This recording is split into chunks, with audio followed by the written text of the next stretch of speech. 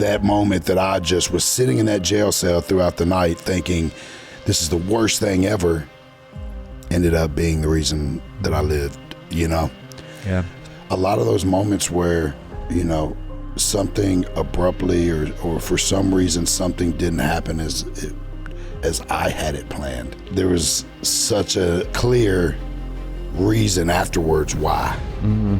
And I've got some crazy stories about stuff like that. A lot of times we're blind to the moment, but hindsight is always 20/20. Once you have enough of those situations and once you really evaluate your life in that manner, then it's like you kind of go into things going, okay, this isn't what was supposed to happen. Maybe this isn't for me.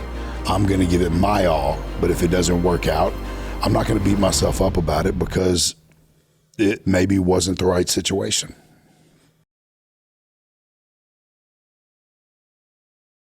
Welcome to this episode of Rooted Recovery Stories, and I'm going to say welcome back because I hope you're joining us after watching part 1 of our interview with Struggle Jennings. Hey. Welcome back to the show. Yeah, so good to be back.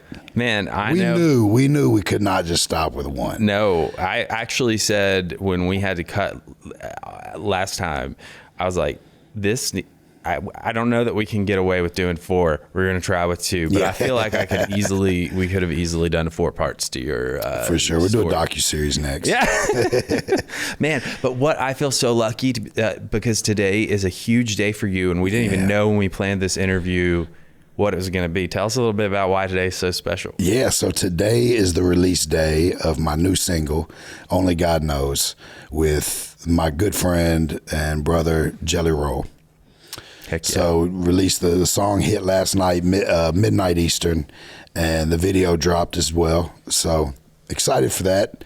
We've had the song for going on almost a year, and just due to scheduling and you know, he's had such a crazy year. Mm-hmm. We finally had that open window to release it, and it's just been incredible.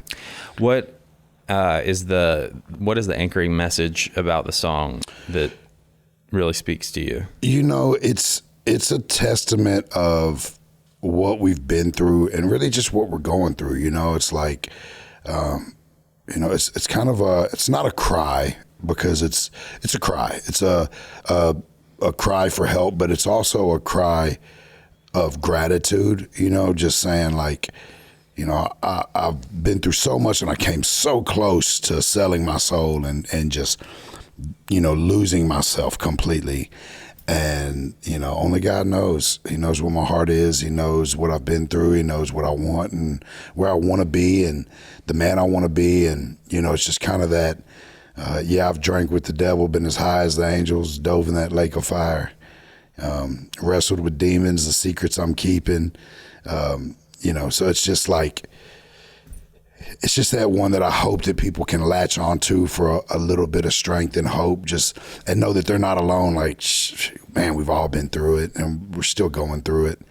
Yeah. You know, I love the multiple meaning there, because at first I was like, you just started off contradicting yourself, and I was like, oh wait, but it's on purpose, because it is. It's not just and it's so true. Whatever, you know, whatever your belief system is, whoever your higher power, I mean, like I too believe in God, and I'm like, it's, you know, man, like, it's the good, the bad, the stuff that you know, that you might be celebrating, and you know, like today, there are certain things that you're experiencing, you know, joy over, and you know, on the outside, someone might look at it and measure it in one way, but because of all the things that we're overcoming, the obstacles that nobody else can see but God.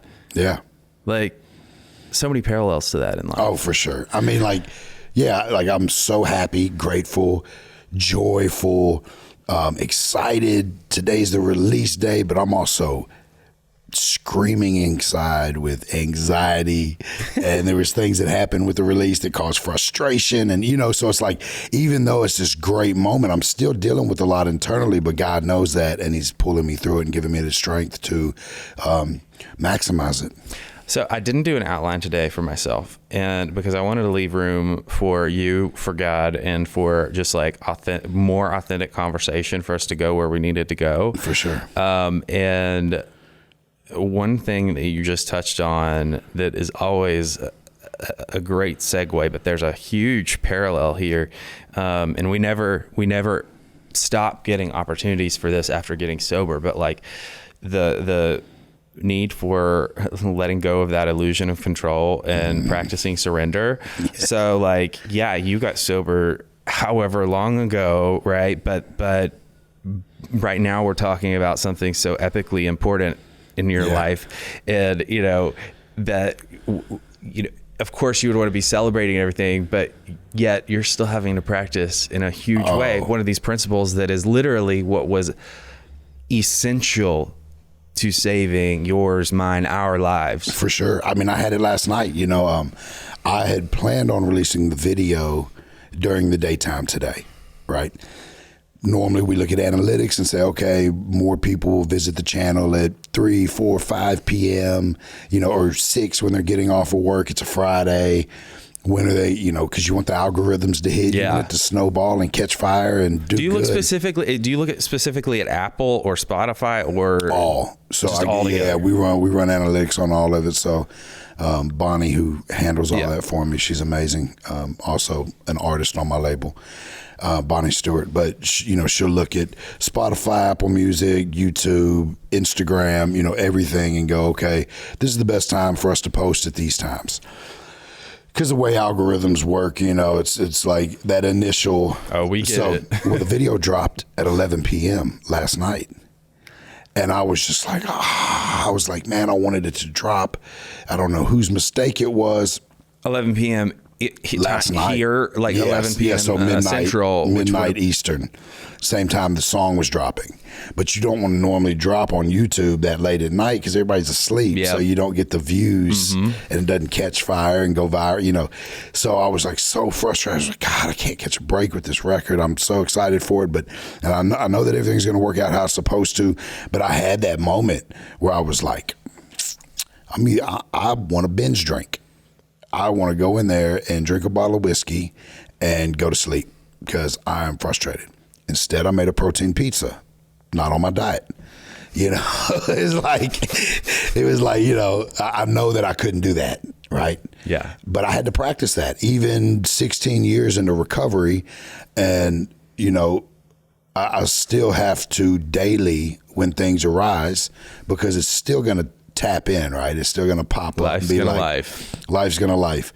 And, you know, I still had to take that moment and go, no, that's not the best for me because I have a lot to do tomorrow. I have a lot of things that will not be good for. You know what I mean? So it's like I still have to use those tools and make those decisions daily. And I don't think any of us really, I mean, we can, you know, I know a lot of people that are in recovery that they may go weeks or months without having those triggers, but, you know, some of us have them daily. Yeah.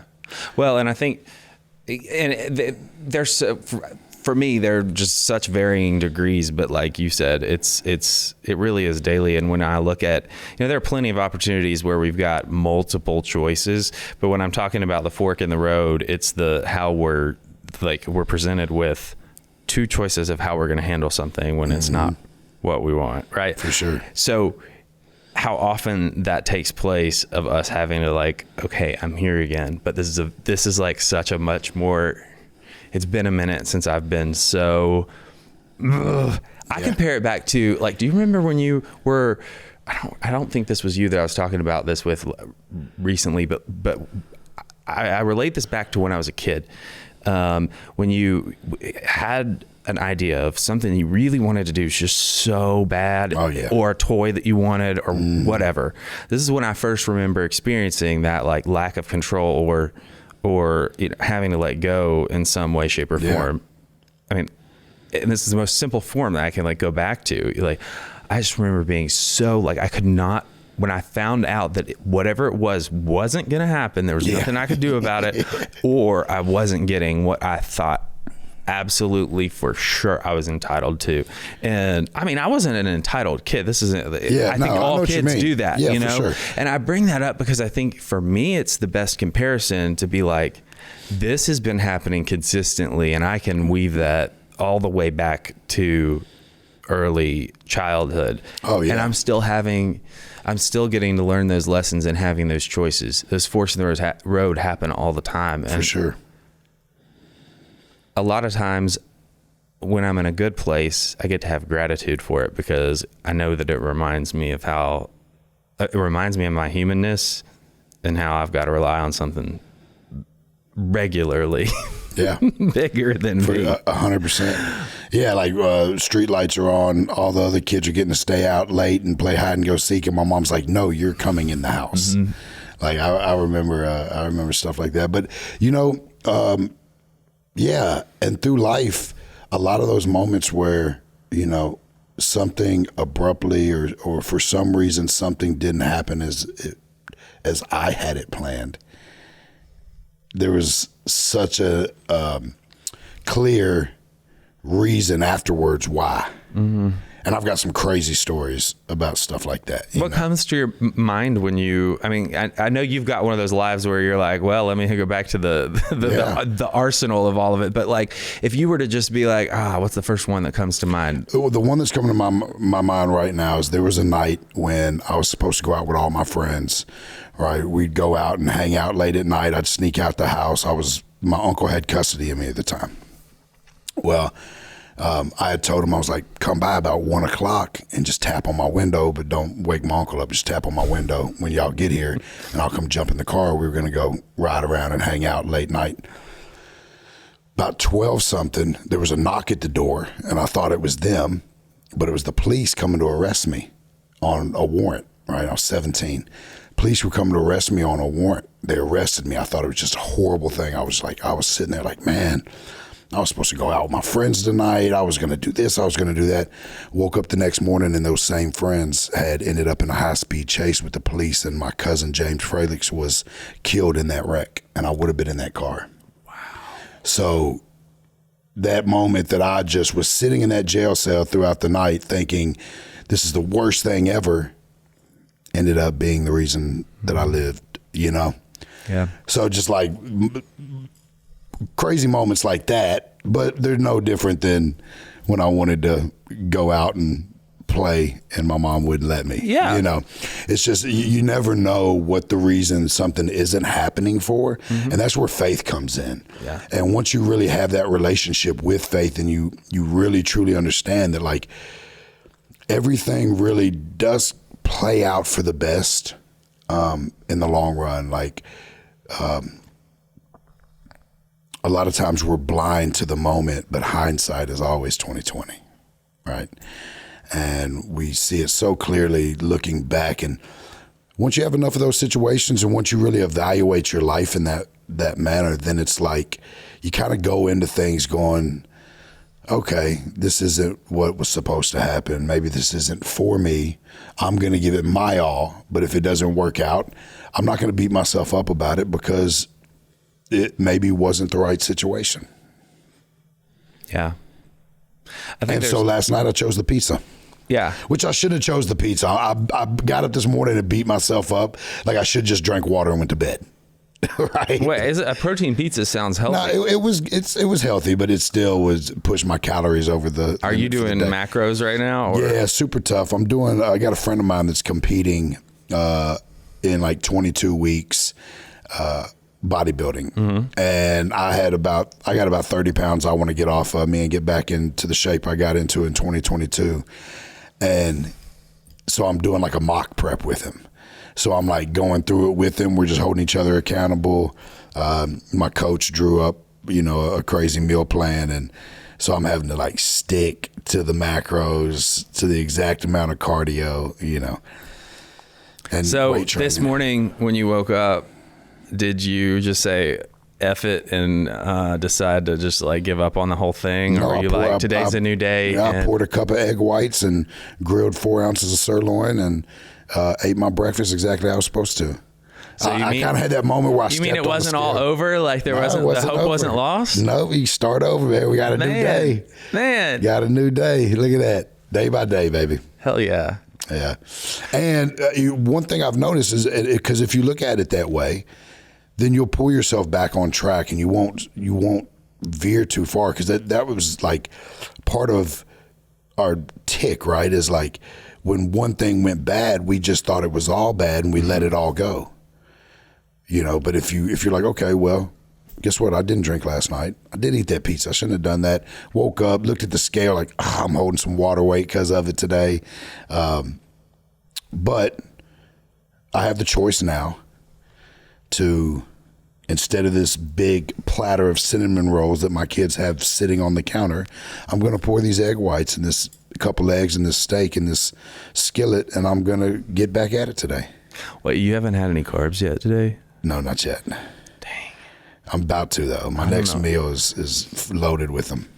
I can't. I don't think I could. Well, I could have, though, because in my meal I had I could have had either cream of rice or oats this morning. Yeah. But I was just like, because I had that extra carbs last night before bed, I was like, you know what? I'm gonna skip the carbs this morning. There you go. And remind myself that I shouldn't eat those carbs when I'm starving in 2 hours. Yeah, man.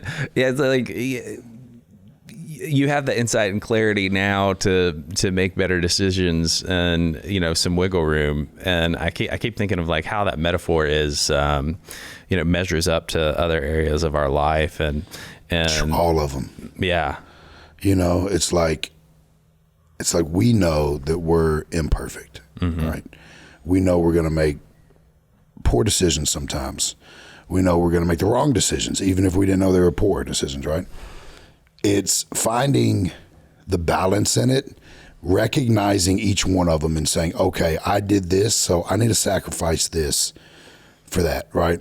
And the great thing about sacrifice, I was just talking to a friend on the way here who just had to make a huge life decision on moving his family and his job. And, he was really in heavy prayer about it, trying to figure it out.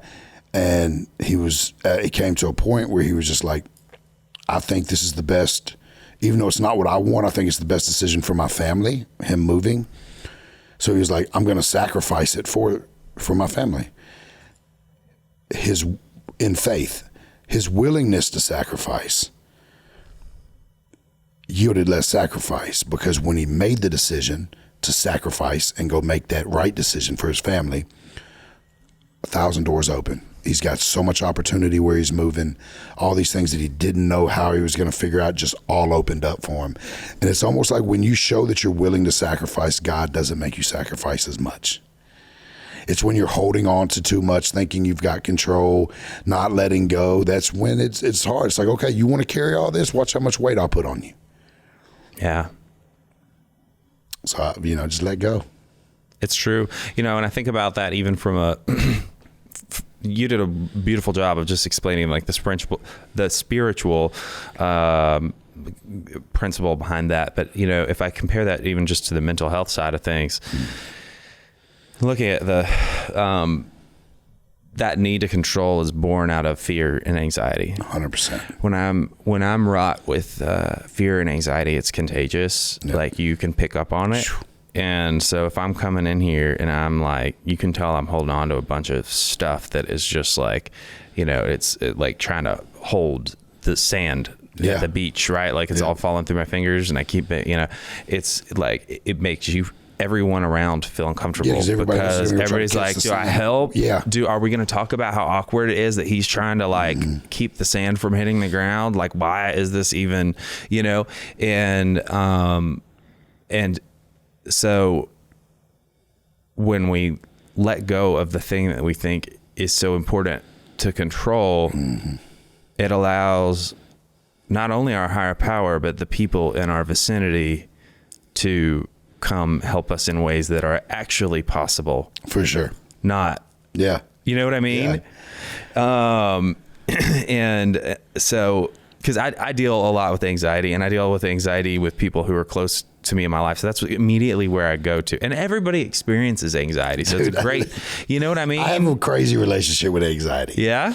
I never bought into it. Right. I was always like, man, I see all these people, I see these kids now saying anxiety, and they're not even old enough to have anxiety. What are they talking? They don't have any problems in the world. And I'm like, I didn't really buy into it. Right. I was like, oh, this is a crutch. I got friends that won't leave the house because they're dealing with anxiety. And then these last few years, I had these feelings. I was like, oh, okay, that's anxiety. But I had a good friend of mine tell me, he was like, once you recognize it's anxiety, and you realize, okay, this is just anxiety, it's a lot easier to deal with a lot of things, like a lot of things in life. You know, it's like, okay, I'm anxious right now. There's a reason. Let's get to the root. Let's figure it out instead of just panic. Right. Yeah. So yeah, for so long I was like, psh, psh, anxiety, psh, you know, and it was like, when it hit me, I was like, oh yeah, this is what they've been talking about. I'm like in traffic, you know, getting off the phone with somebody. But what was it? I mean, people like us, it takes something big to get to like a bottom where we're willing to change our viewpoint. Yeah. You know what I feel like for me, it was, so in the last episode, we talked about what I've been through. Yep. With that, the biggest thing was my kids being bounced around, not having stability and security.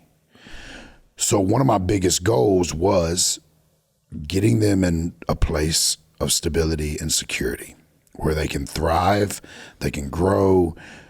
They're not constantly being moved in fear if they're not going to live in this house anymore. They're going to go back to foster care. They're going to lose another parent. You know, this constant fear and lack of stability. So I think it was more or less, which I had to really learn in depth, the true meaning of financial stability, right? And I think that's the moments when I was dealing with financial issues, because with the music business, you know, you have a hit record, you make so much money, and you adjust your quality of life and how you live, and then you may not have another hit record for a couple of years, especially being independent, right? So I had some of those hills and valleys where when I started getting back in those valleys, and automatically I'm thinking about my children's stability. Am I going to be able to keep this up? Am I going to be able to keep this house that they love so much? Am I going to be able to, you know, I got a kid going into college. I got another kid in two kids in high school, and kid going to high school next year. Like, so it was like feeling that pressure of, can I maintain the stability in the life, the quality of life that I've given my kids? I think that was what really sparked it for me, because I can kind of remember some of the. I don't know why. I mean, you've only got what, 7? Yeah, I got 7 of them. I got one in college, and I got one that's going to college next year or year after next, and she's going to be expensive because her boyfriend's a star soccer player, and he's probably going to go Ivy League, and she's going to want to follow him. Oh, so yeah, so it's like, you know, that wanting to, you know, just that wanting for me to be able to give them the best in life, which she's a straight A student. She'll probably get some grants and stuff. Maybe it gets tricky because on the paperwork, it looks like I make a lot of money, but running, you know, multiple businesses and employees, there's months where we're doing great and we have a company meeting, a company dinner at Jeff Ruby's, and there's months where I'm waiting to the 15th to pay the mortgage. Right. You know, it's like just with any business. Hey, you got to plan for the storms. That's where or the drought where you're having to put everybody else first. Oh yeah, which is hard because you don't necessarily know when those are going to hit. I know. So, you know, it's all been a learning process, and just, you know, with coming home from prison has been a lot like, you know, my recovery. It's all recovery, right? But it's kind of life recovery as well, not just from the drugs, right?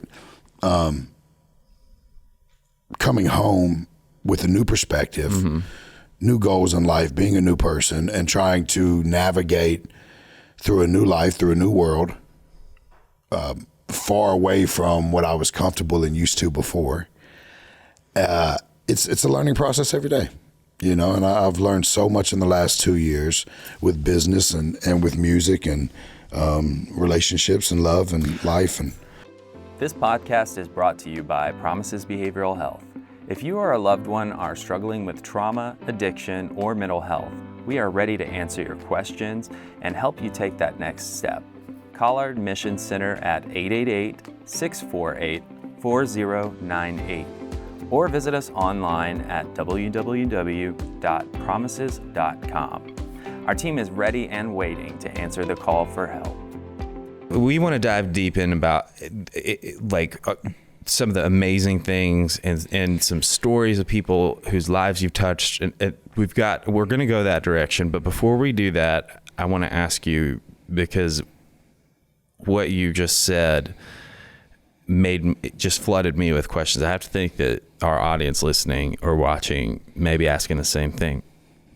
When you go through all you've been through, and life changes so drastically, and like your worlds start to,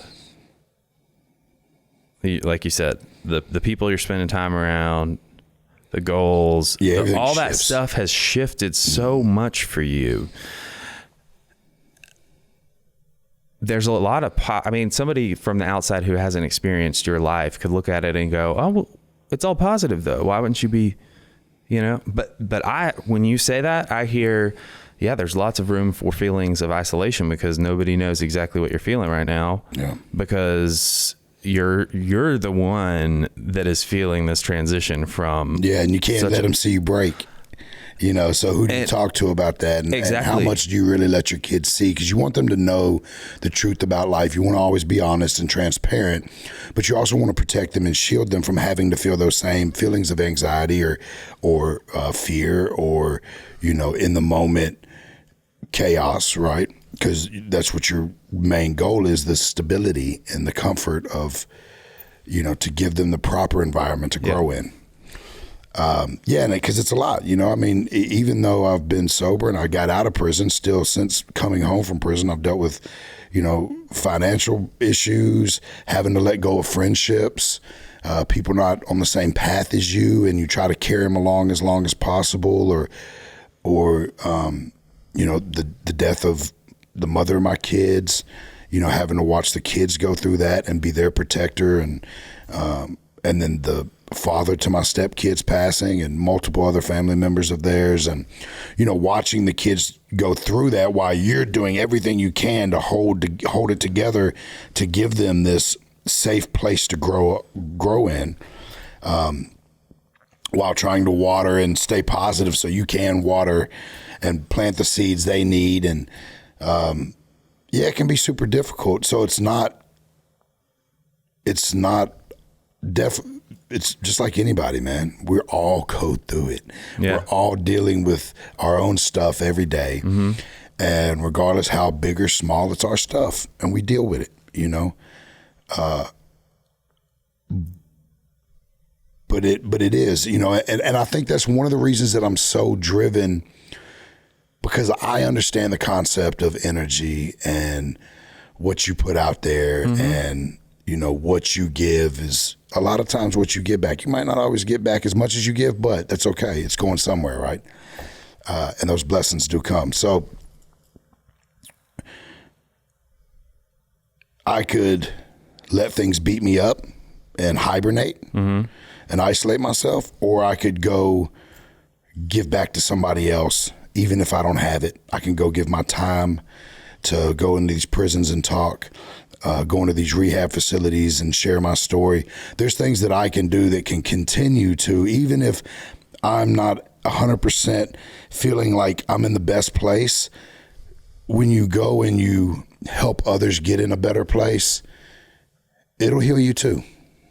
Would you say that's the biggest thing when you felt those feelings of like otherness or isolation because of your life transforming in this place of like, that you're moving into this path where you're supposed to be musically, professionally, changing of people, places and things, all that stuff. But at the same time, like I'm trying to draw that compare and contrast for most people in their 30s, 40s, and 50s don't necessarily have to do that. Like, sure, I mean, let's talk about a big life change for your average person who's doesn't struggle with addiction like we do and hasn't been in the legal system. Your friend who just had, moving the whole family across the country, big life thing that affects everything and all the change and what have you. But when we're talking about like literally like every aspect of your life, you get sober and you're having to do it, you in the public eye, you're having to change all the people, places, and things like over time about your life, like all that stuff. You get to that point over and over and over where you're like, we were talking about, like nobody knows what struggle is feeling when that time hits. Would you say that the thing that has gotten you out of that feeling of isolation during those moments is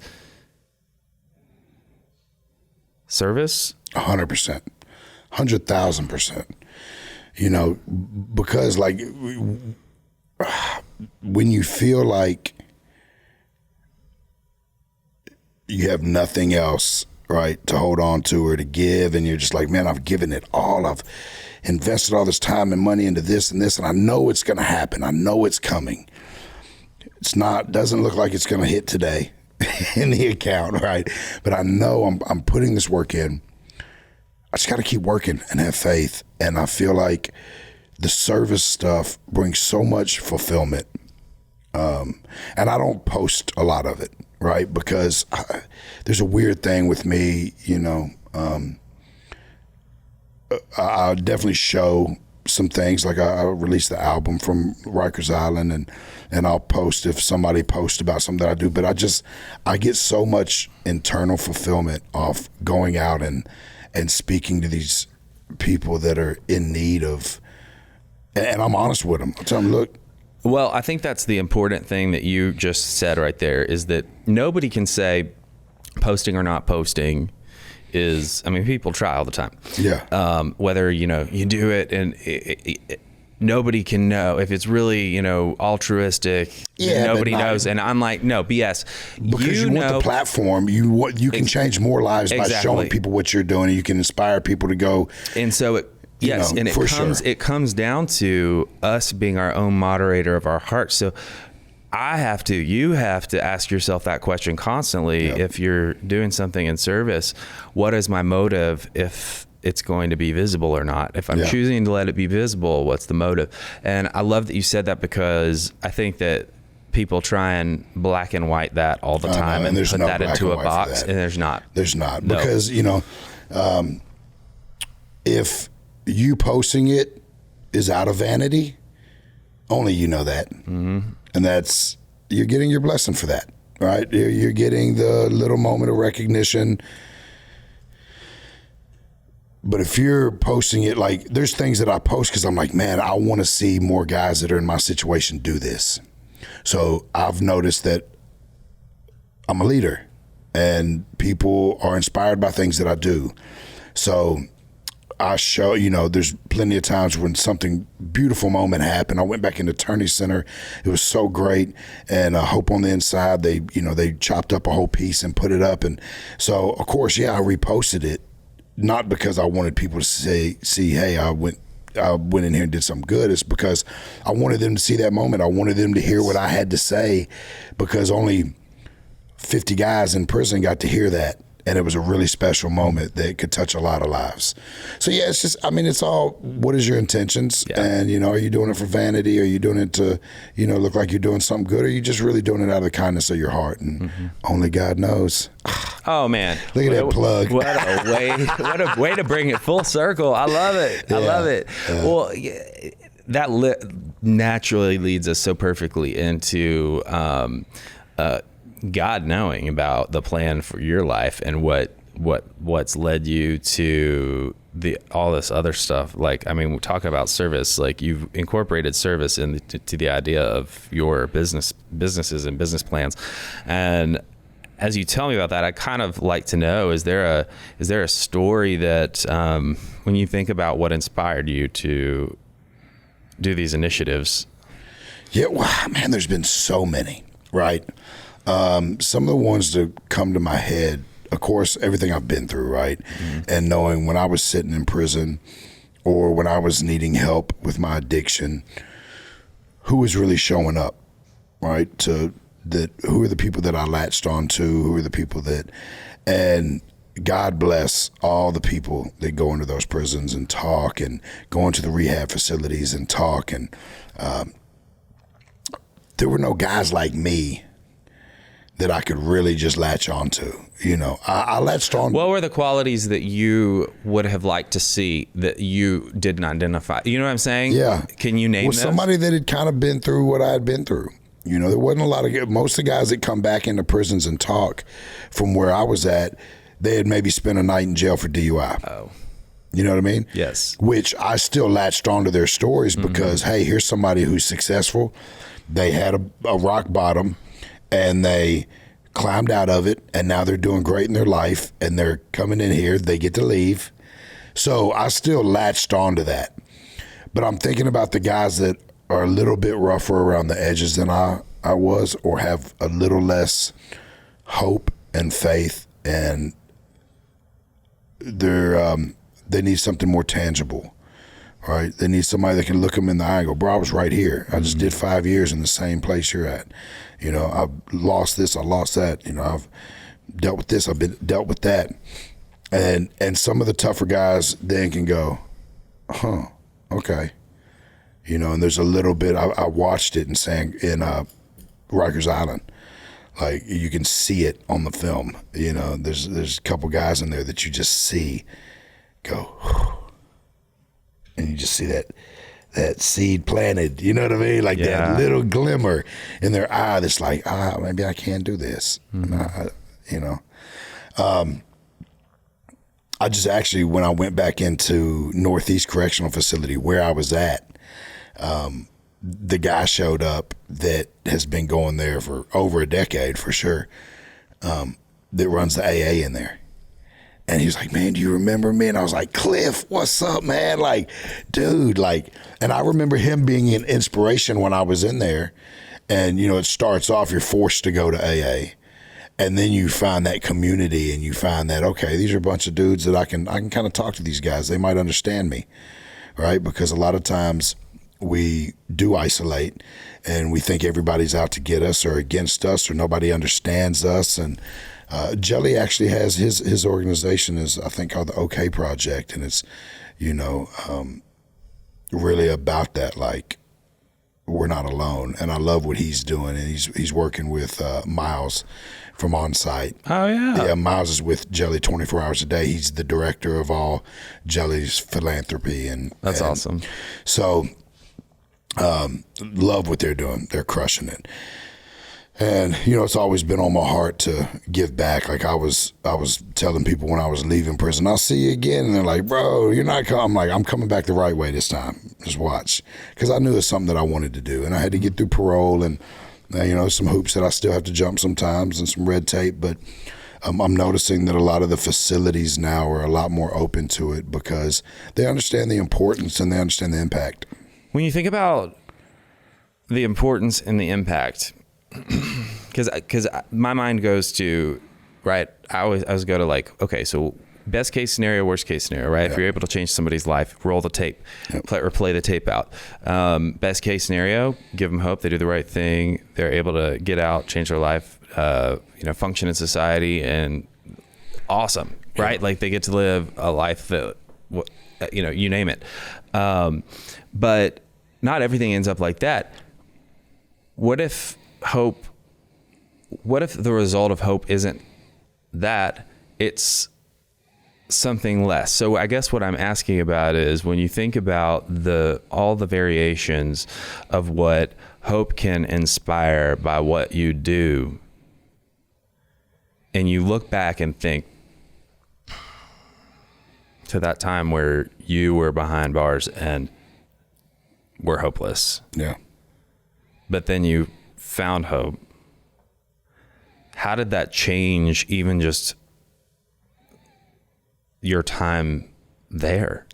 Yeah, I mean, it's literally what drove my time there, from me not breaking, from because you never know what those guys are going through. You never know what their day was like before, what yesterday was like, and life and God and however you want to cut it up always has its way of finding the moments, So there was times when I had called home and it was a terrible call and nobody could find the mother of my kids. She had been running off and, one of my kids was over here and another kid was at somebody else's house or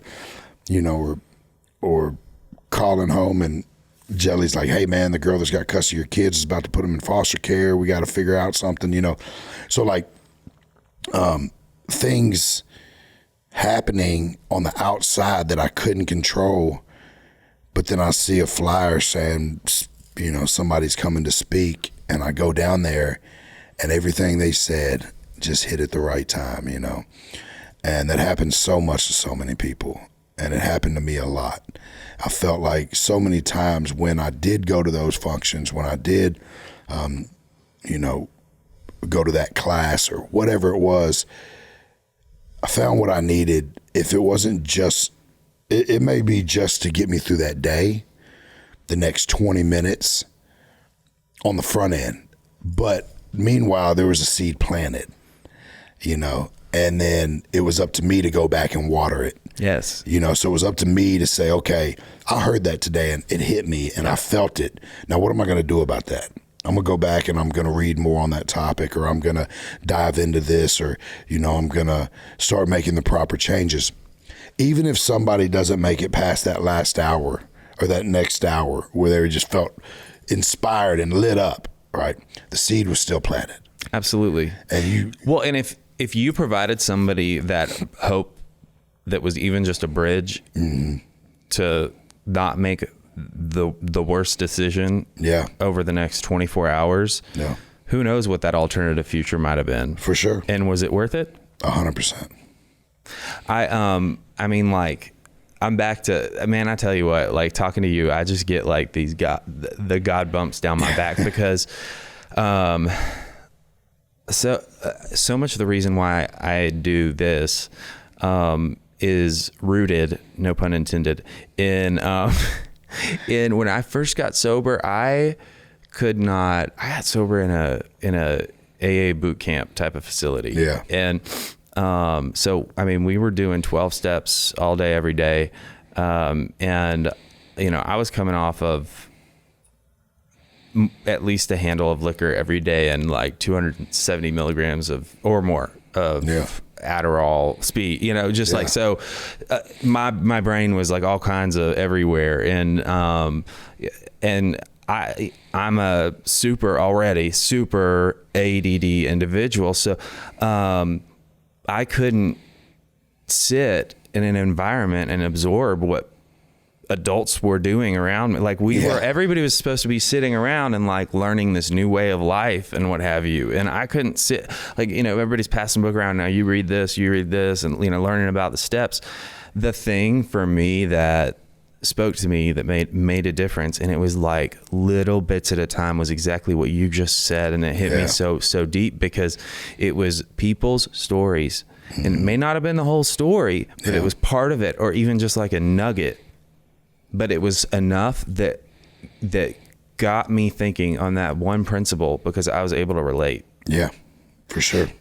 Those stories collected over time and bridged me to the point where I was actually able to surrender and buy into the process. Yeah. If it hadn't been for other people's stories, I wouldn't have. So that's why I get so fired up about this, and I'm so grateful for people like you that like you talk about going into. It takes time. Taking your time going into prison. People don't know. Yeah, it's a long process. Just real quick, day. What does it take? To even get to the point where they let you go into a jail or prison? Because it's not just like, oh, okay, I'll volunteer. There's a whole thing. Yeah, no, there's a lot of red tape and there's a lot of things you got to fill out, and then they do these full background checks. Of course, my background check is crazy, so.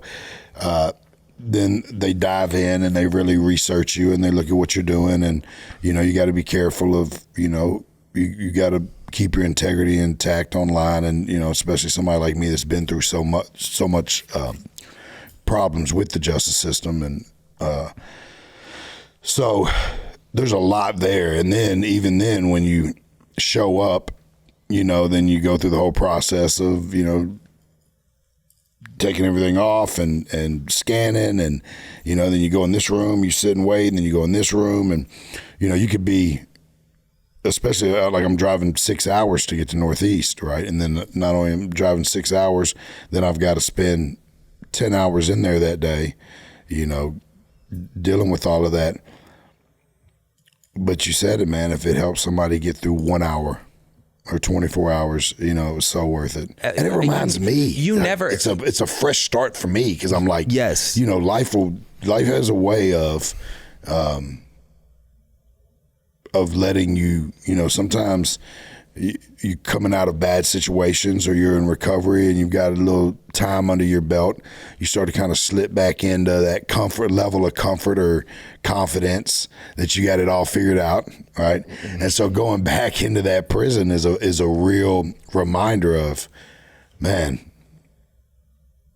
too many drinks trying to drive home. I could be back in here for life, or doing an 8 on vehicular homicide, or getting a bar fight, or, it's a reminder of where I came from. Mm-hmm.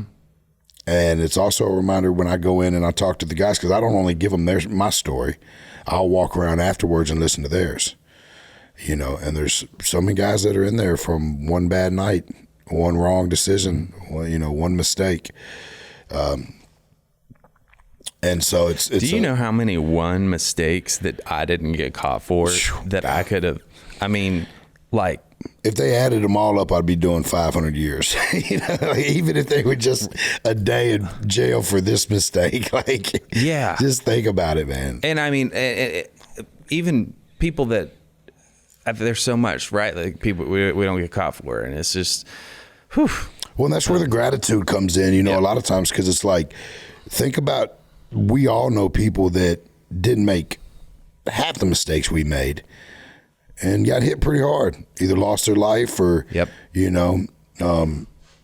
made a decision in a moment and got a lot of time, or, or didn't make it out alive. I've got friends that, I know people that have tried a drug 1 or 2 times and got a bad batch, That's the thing that, and I know a guy that was sober for 9 years and took a pill from somebody because his back was hurting, thought it was just, like a Percocet or something, and it was pressed fentanyl from Mexico and killed him.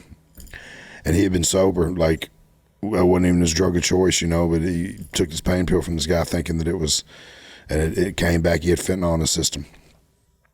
So it's like, just the roll of the dice and the fact that we've had so many rolls. I can't let that go without saying how important I truly believe this is.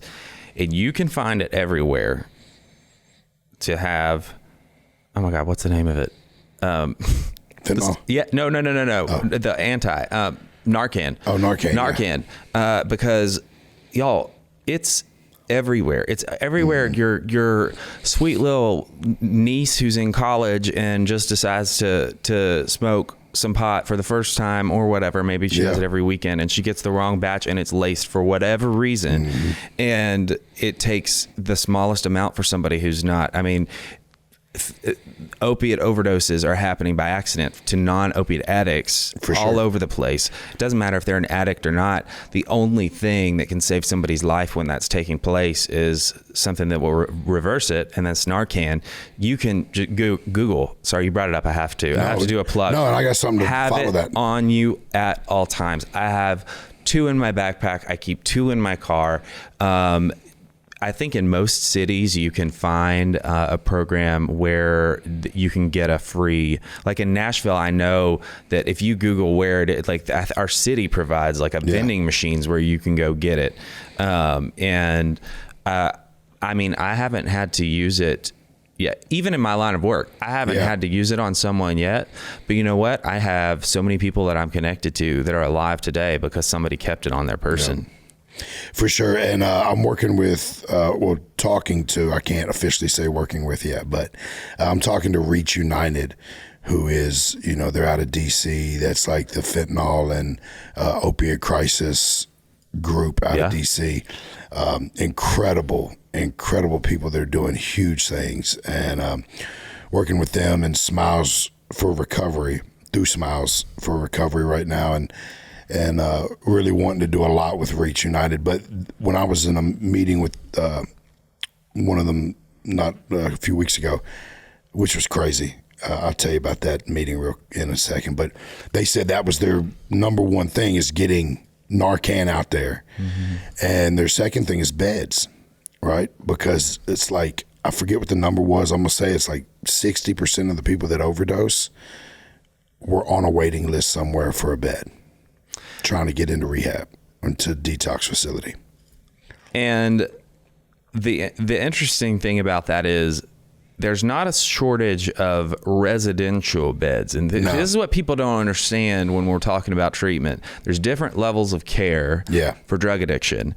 And in order to, the entry point, especially if you're on an addictive substance that is like you're taking every day, that you have to, that you will withdraw off of. So you've got to go through a medical detox.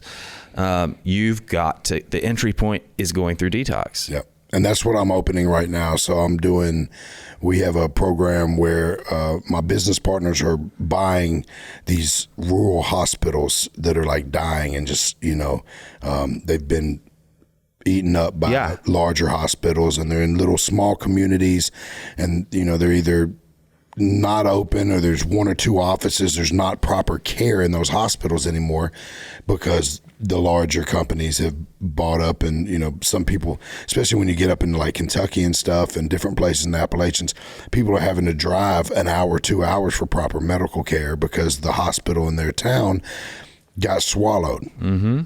So I've got business partners that, out of the love of their heart, are buying these hospitals and rebooting them. They're bringing them back to life. They're getting new doctors in there. They're getting new equipment. They're bringing jobs back to that community, giving health care to that community.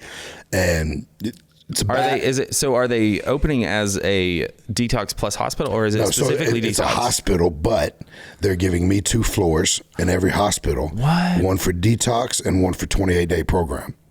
So, and then my company with my other partner, Michael, is called Sound Sobriety. Mm-hmm. So we bring them in and we automatically implement music and songwriting. They get to go through like songwriting camps. I'm bringing in songwriters and big artists to help them through therapy put their stories, their testimonies, their feelings, their emotions into song form. And then once they leave our program, I'm going to partner with a lot of long-term facilities because I don't really have the bandwidth for that right now. So I want to focus on the beds, getting people in there and giving them the incentive to get into that detox and then into our cool-ass program. But when they leave, they get a BMI number and their official songwriter, and I'll have agents that are pitching their songs. So not only does it give them the tool of therapy and writing, out their feelings and their testimonies and their emotions and all their crazy thoughts into song form, but then they also have the chance and the hope that one of their songs can get picked up by a major artist and change their life financially. So it's really cool, and I'm so excited. I've got so many great artists signed up already to come through, and we had our first one that was supposed to open. We had some hiccups with the hospital and one of the other partners, but we just got 3 more hospitals in Alabama. So we're working on getting them built out, and the design is so great. My daughter is actually doing the interior design.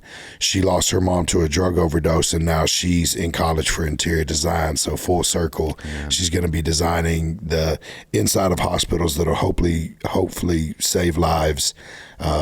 That her mama didn't get that chance. So like really excited about that. And it's so full circle, but that's what we're working on first is detox, beds, and 28-day program just to pull them out of that. And then I'll be partnering with a lot of great, whoever is in those areas and really doing due diligence and finding the ones that aren't riddled with drugs and just, collecting Medicare, like I want the ones that really have a passion about it and are really changing lives. And I've met so many great ones. So recently. Your program is going to, did you say your program is going to be accepting people with Medicaid? Or with or without. With or without? Yeah, we're gonna, we'll get the funding for. That's awesome. The ones that are without. I'm not going to turn anybody down. So that's amazing, and I think so. A couple things I want to speak to, being in this industry where I see the numbers across. We've got facilities across the country. So as we were leading into this, we talked about how detox is the entry point, and if you need help, you got to go through detox. So there's 2 points I want to make here to support what you're doing. So let's say you've got commercial insurance or parents with big pockets or somebody that's willing to pay for you.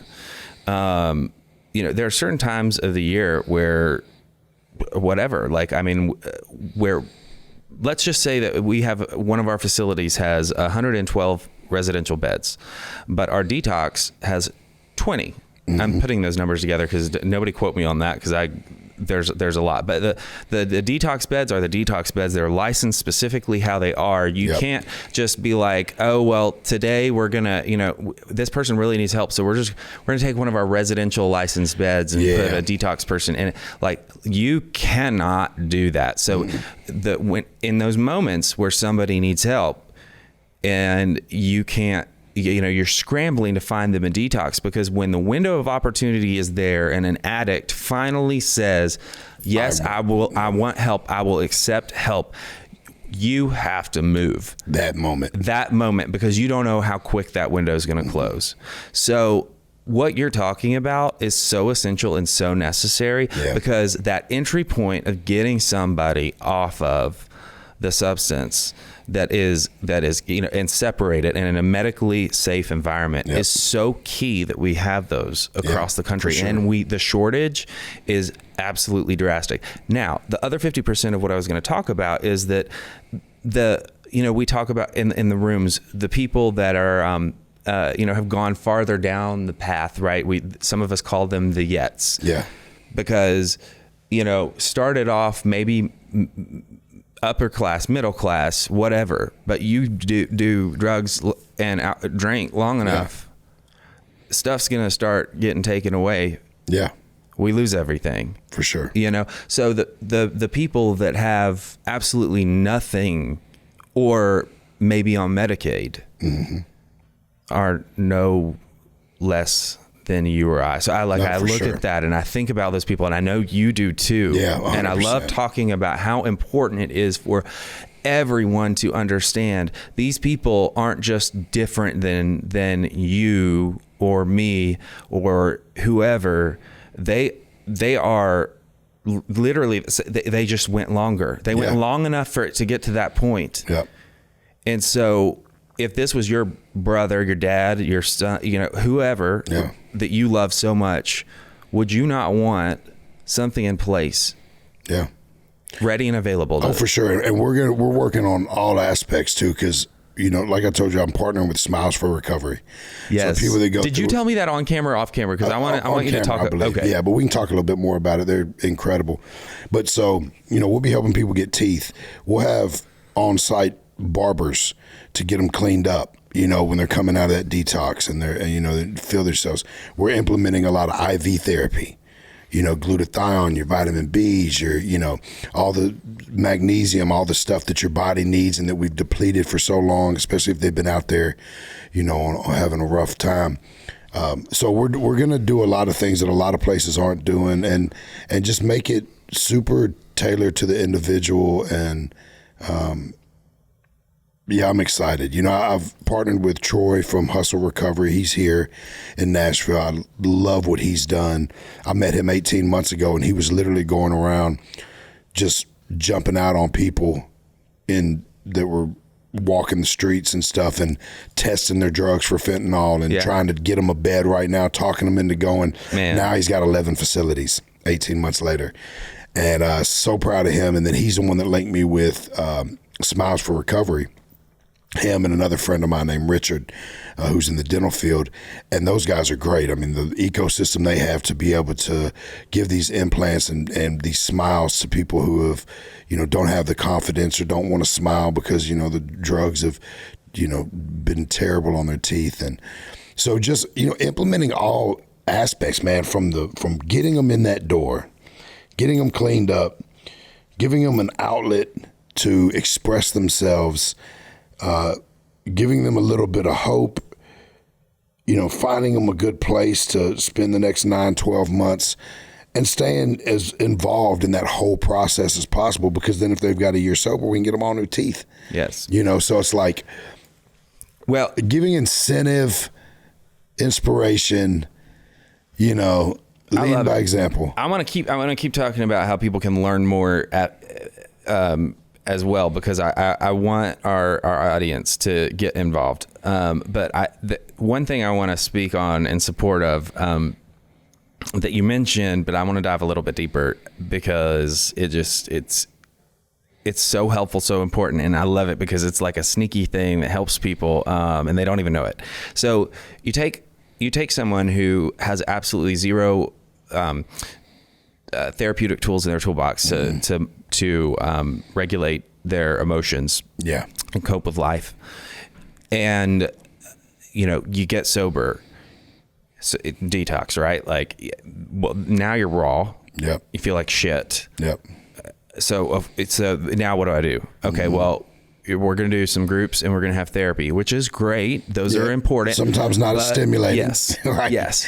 But even if it's just one thing, what I get I love that you talked about how much you're incorporating music. This is what I want y'all to get out of this, and why what Struggle is doing is so impactful, because the music in and of itself, even if this individual, you talked about the self-esteem piece, right? Yeah. Okay. But just the basic piece of understanding scientifically, because this is where my brain goes, of why is music therapeutically so helpful? There's a multitude of reasons, but I'm going to speak on one. The vagus nerve. So when you are dysregulated and you even just hum to when you're breathing out, it activates the vagus nerve. But then you add words, you're activating different parts of your brain, the creative side, all those things. You're actively tricking your brain into re-regulating itself, connecting the left and right hemisphere, doing all these things that are pulling this individual out of a dysregulated state, maybe for the first time in their life, teaching them a coping skill. That's what I'm saying. Tricking them into learning a coping skill, right? Yeah. And so I get so fired up about that, because that might be the one thing that they keep going back to until the next door opens for them. For sure. And if that is the only thing that they're able to go back to that continues to help them. Yeah. And I can tell you how exciting it is when you write a song, right? So I'll get emotional talking about it, but like there's times when I'm in traffic and I'll start writing a song, and next thing I know, I've got half a song written and I feel great and I'm singing at the top of my lungs. I'm like writing it in my notes. So you imagine somebody that's dealing with getting back into society and they've learned this tool, and now they've got it in their head that, hey, I wrote a couple songs, right? I can pitch my songs and maybe Morgan Wallen or Jelly Roll will sing the song and change my life. And then they have a bad day and they get back in their car and they're just beat, defeated, or they're walking back to the bus station. One of the first things going to happen is they're going to start thinking about all they're going through, and they're going to start humming and writing that song, and it's going to completely change what just happened. And their mood, their emotions, now they've got this song. They might go home, and instead of stopping at that bar and relapsing, they might go home and finish that song and send it to us like, dude, I just wrote this today, had a terrible day, listen to this. And then we get to go, man, amazing song, let's get this. We'll get somebody to cut the demo for it, let's go. Like it just gives that extra just spark and ability to find another outlet and to not. It gives them options. Yeah. The options that weren't there before. Yeah. I think for so many people that we're talking about, wherever on the scale they are, the narrative that plays over and over in their head: shame, guilt, you're a fuck up, you're this, you're that, I'm angry, life's not fair, like these are my only, that narrative that continues to play over in their head is one that I think most of them probably feel. And I honestly, like, having not been down, I have not been to the scale of where I think a lot of the people in my addiction, I didn't get to that point. But I got to a lot of places dark places. And I do know what it's like to have not even know that there is a narrative that continues to play over in my head that I have no control over. You're giving them resources to actually, they think it's just a song. Yeah. They think it's just this, this and this. You're giving them the keys to write and rewrite narratives. For sure. In their head, in their voice, in all these things. Like, we could talk about all the benefits of this so long. And that's why, I mean, man, it's just, this is so cool. I hope that you are I hope this explodes and it goes. Yeah, me too. Our goal was 25 within the first 2 years. So once we get the model locked in, we'll just start copying and pasting it into other facilities. And I'm gonna be boots on the ground. Like I'm gonna be in there visiting everyone and scheduling. It's gonna be very super time consuming, but I'm like so excited for it. And my family's behind me on it. They know that this is my passion. They know this is what I want to do. And I've seen you light up more talking about this than anything. And we've spent a good bit of time talking on and off camera now at this point. And I love how much this is, like, I can tell there is. Man, I know the possibilities of change.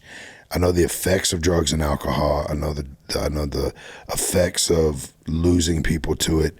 And I know what it feels like to turn that around and to be able to change your family's life and to be able to change your life, change your community. And I know that it's possible. I know it's possible. I did it. Yeah. I'm doing it. It's not always easy, but I'm doing it. And I'm watching people change. And it's been what's kept me going in music, even, I've never made it to radio. I've never, been an independent artist. I'm having a hell of a career, but, all that other stuff doesn't matter when I get to meet the people that say, man, your music has got me through this.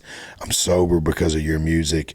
I've met some people that have been in some really dark places and found my music and latched on, so like. Also, you say radio, and I'm like, I keep going back to this place where, because I'm feeling the age right now, because I know radio still exists and it still matters. It's still the biggest thing for especially for an artist, as far as you still have a good career independently. But with radio, your platform goes, and just the fact that you're on radio, it changes you from, it causes the streaming platforms to pick up so much. Yeah. And it changes, your touring, and because more people listen to radio than we realize, in commute and stuff. I didn't, 2 years ago, I would have told you radio was dead because everybody just plugs their phone in, right? But now watching what radio has done for Jelly Roll's career and being firsthand seeing how effective it is and what it really does matter, it's still a huge platform that can change an artist's life overnight. Right. Interesting. So, well, speaking of changing an artist's life and lives in general, so I want to talk about a call to action for all the people that I can think of, the audience type that we've got, right? So really anybody listening, we've already talked about, if you care about, which I believe everyone listening and watching does care about, people other than yourself, make a plan, Google right now and figure out how to get where you are, how to get Narcan. Yeah. And keep it on you, have some in your car and have some in your purse or a backpack or whatever thing it is that you carry with you most times. And like I said, I'm going to say this really quick. I can't tell you how many times I'm digging in my backpack trying to find something, and like the Narcan, like, or I'm like packing my backpack up and I need more room and the Narcan's in the way, or I'm in my glove compartment and whatever. And I might get aggravated for 1 second. And then I remember that really good friend of mine that I'm like, no, that's staying in my, like, I don't know. I will never know. Yeah. That is gonna stay there because it could be the, the life-saving thing that's needed. And whether you realize it or not, it's such a crisis in our country, and you have no idea how many overdoses are happening around you that you don't hear about or see. Yeah. And you won't know until it's too late. If you don't have it, you're not going to have it. And that it could be the difference of saving someone's life by having that within minutes, because you will be there. The authorities can't get there for 15, 20, however long. And that's way too long. No, they'll die. Sure. Okay. So talking about call to action, that's my first that I would say. I also want to talk about how can people get behind what you're doing and get involved or support in any way? Yeah, well, I'll be posting all about it here really soon. We're going to start doing a lot of promo for it and shows, putting on a lot of events. And man, there's some great foundations already out there in place. We could list a bunch of them. I'm really big on Reach United right now and Hustle Recovery here in Nashville, Smiles for Recovery. My call to action would be like, find somebody in your area that's doing it and just go pitch in. Ask how you can help. If you're not in a place to help financially, see what they got available, because every foundation and everybody that's really passionate about this, they need more boots on the ground. They need people to help them. Especially if you're carrying the Narcan you just went and got.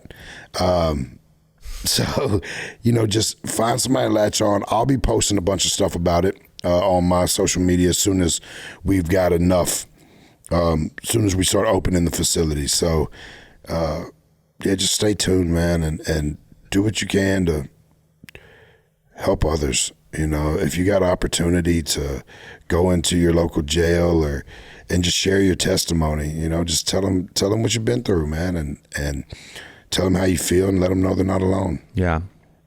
I just found out recently that we have, actually, I don't know the size, but we got some messages that just like made my heart melt, from people that, cause I didn't know some institutions allow, like certain periods of time that they can listen to use. Yep.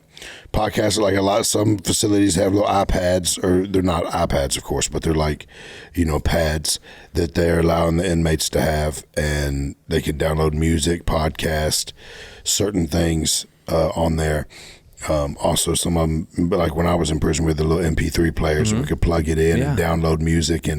But now I know there is like a lot of podcasts and stuff, and that's something they've been really, they're really opening up to, and I'm seeing a lot of facilities get really good about giving them access to, especially podcasts like yours, or things that are, and whoever you distribute through, like, get on them, like, hey, we want to be in these facilities. Hey, we want to be in any place, because there's certain apps that are contracted by those facilities. So that's actually what I wish I could name it right now. The way I found out was because one of those apps on their own they sent me a notification letting me know that they were pulling all of our episodes onto their platform, and that it was getting and then they gave us some feedback about the people that it was reaching. I'm getting chills talking about it, because I never thought that I would be doing this. I never, beyond that, being able to reach people at a place where, like, at that feels like the lowest point. Yeah, for sure. So to those men or women that may be listening and are behind bars right now, what encouragement would you like to leave with them? You still have the chance. Like, when I was in there were moments where I didn't feel like I would get out, and if I did get out, would I fall right back into the same thing? Like, the ones we love, a lot of them are still trapped in those situations or you know, still living the same lives that we're trying to escape from. But it's possible. That's my biggest thing. It is anything you want out of life is possible.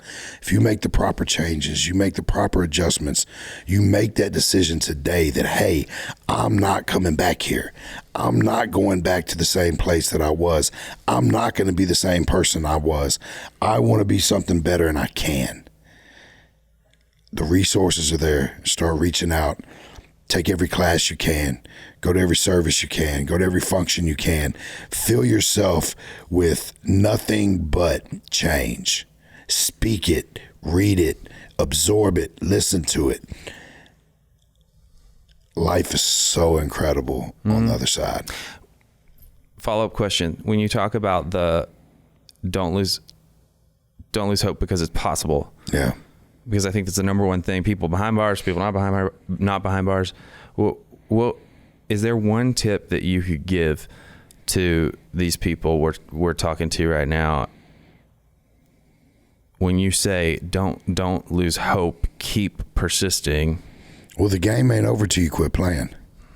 So in those moments, in those darkest moments, just keep playing. You might be down 100 points till that final buzzer rings. And we go to wherever we go next. It is not over.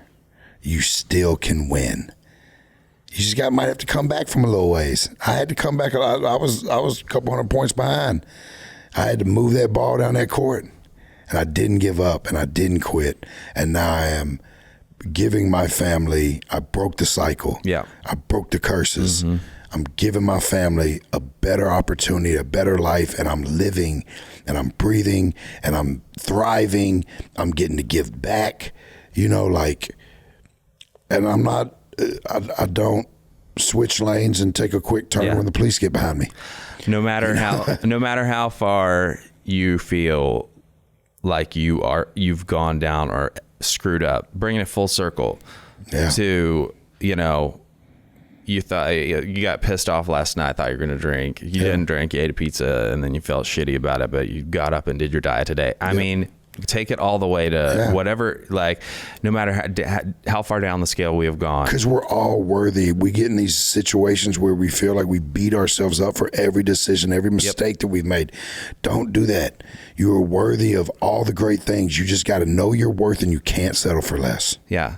It's the lie. We can't buy into the lie that constantly comes at us, telling us that okay, this was actually it. You did cross the line where you've done too much. You can't recover from this. It's bullshit. It's the biggest lie we could ever believe. What's that little kid, that meme, that little kid, bullshit. It is not true, man. There's no line crossed too far that you can't make something great from. That's right. I feel like the farther that you've crossed the line, the more you got to give back. The bigger comeback. Yeah, and the more you got, the more people you can help. Yes. Like, don't look at your mistakes and how bad you did.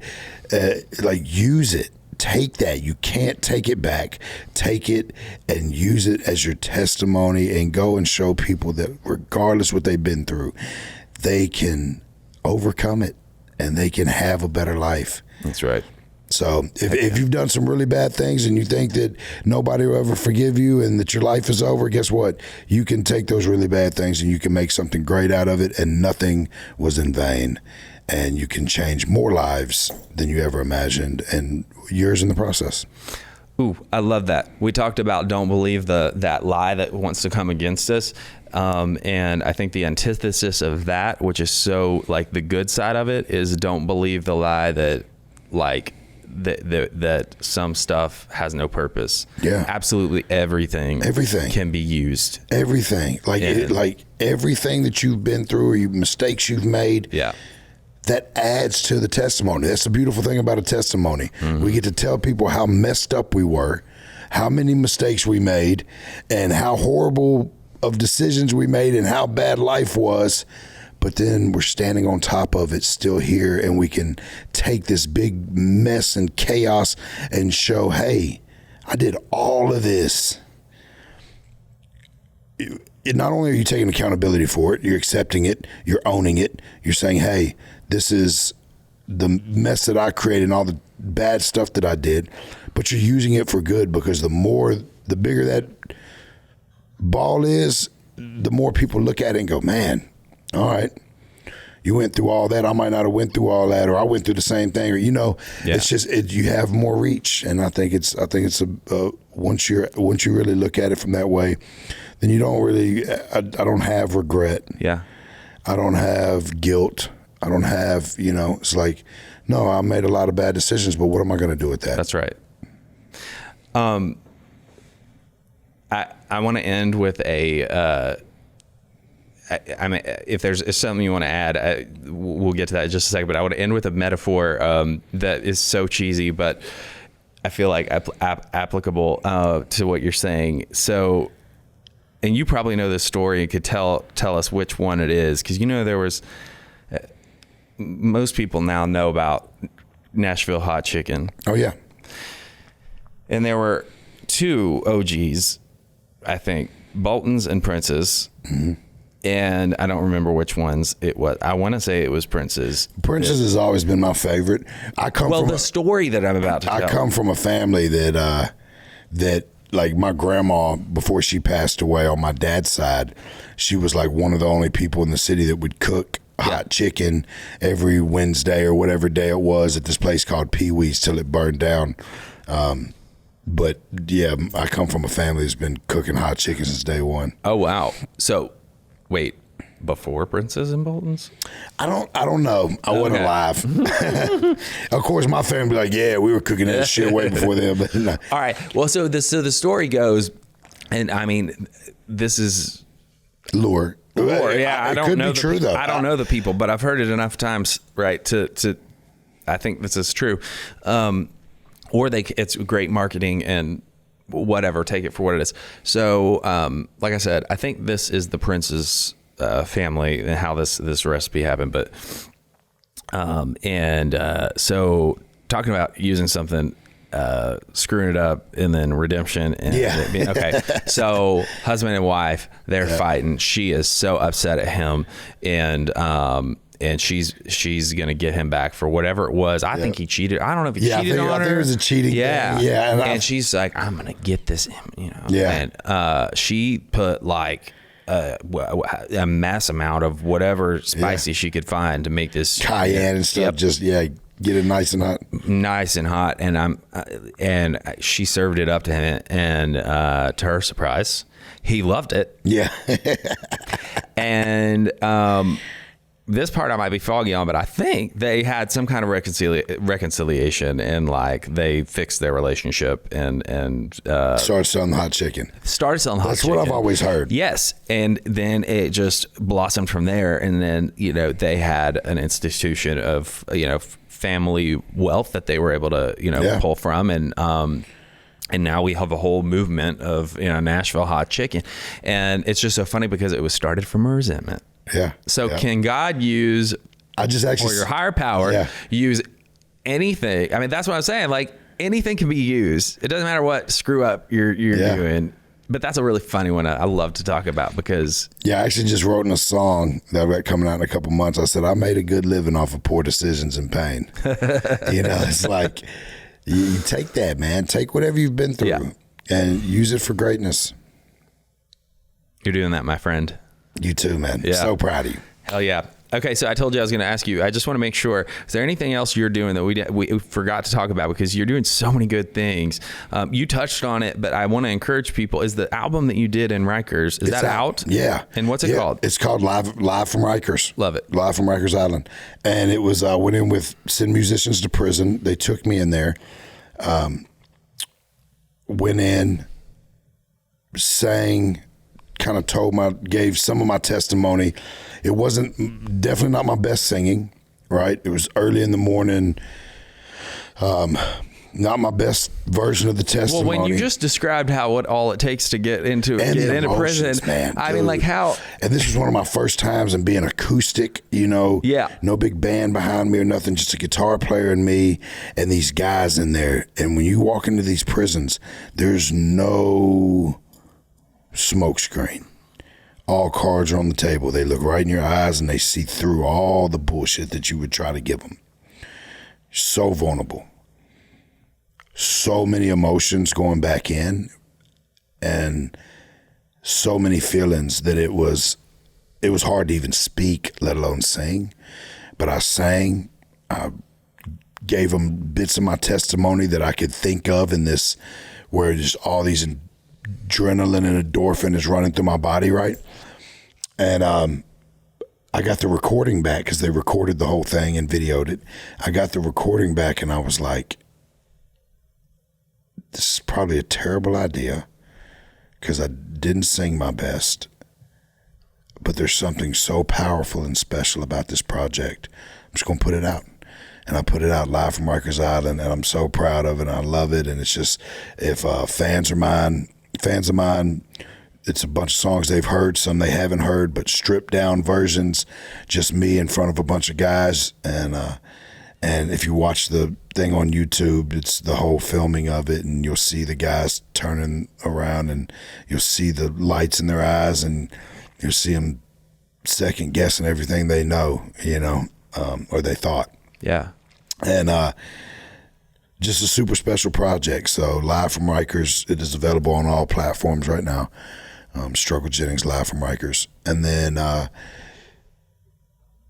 going into prisons, teaming up with Reach United, Smiles for Recovery, my brand Sound Sobriety that's going to be opening rehabs in all these rural areas, detox 28-day programs, implementing songwriting, got incredible artists that are involved in it. If they were going to choose one platform to follow you on, which one's probably Instagram's the one I'm the most personal on. Like yeah. you can reach me on Instagram. Okay. Facebook was a little too much for me. Yeah. So I have somebody that just takes what I post on Instagram and posts it on Facebook. I get on TikTok sometimes when I'm feeling 18. Oh, my kids are like, Dad, you need to post on TikTok. You haven't posted in 3 weeks. Instagram is the one that nobody else has access to my Instagram but me. Oh, wow. So there's not another team that posts. I post. Every post is me. Every story is me with it in my hand. I check all my messages, the unread, the as much as I can on the filtered ones or the request messages. There's so many of them, and now there's so much spam. It's hard to find those, but I try to reach out, and I talk back to people. If they're saying they're having a really bad moment, I try to give them some words of encouragement. Try to filter through those and the ones that are just scams trying to get money out of me. But yeah, man, I try to stay as involved as possible and boots on the ground and eyes wide open and heart wide open. You're doing it, my friend. And God only knows. Go stream it. Make it chart like crazy. Let's go. Yes. So excited. Thank you, my friend. This has been amazing. And thank you. Yes, to all of you that are here with us through this episode, thank you for tuning in. I'll remind you, how I always do, that it's never, ever too late to start loving yourself. And you're always only one decision away from a completely different life. This podcast is brought to you by Promises Behavioral Health. If you or a loved one are struggling with trauma, addiction, or mental health, we are ready to answer your questions and help you take that next step. Call our admissions center at 888-648-4098 or visit us online at www.promises.com. Our team is ready and waiting to answer the call for help.